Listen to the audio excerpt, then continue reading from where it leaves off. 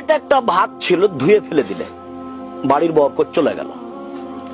আঙ্গুলে একটা ভাঙা ভাত লেগেছিল, ওটা হাতটা ধুলে ভাতটা কি হলো, চলে গেল, বাড়ির বরকত চলে গেল। বুখারী মুসলিম। এই হাদিসটা এখন বুঝাতে পারছি কিনা আপনাদের? আঙ্গুল চেটে খেতে হবে, প্লেটটা চেটে খেতে হবে।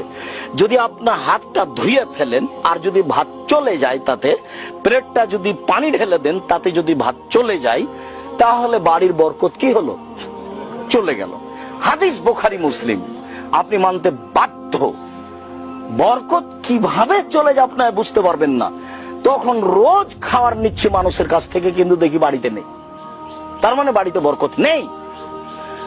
আর দেখি ওই যে 15 দিন আগে চাউল নিয়েছিলাম 20 কেজি, এখনো আছে, শেষই হয় না, তার মানে বরকত আছে।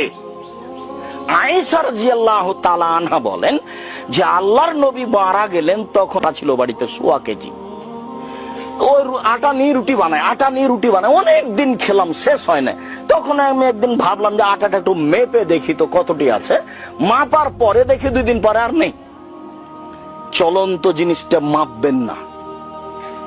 ওই যে 20 কেজি চাউল পেয়েছেন, 2 দিন খাওয়ার পরে আর মাপবেন না যে কতটি আছে। মাপলেই 2-3 দিনে শেষ হয়ে যাবে।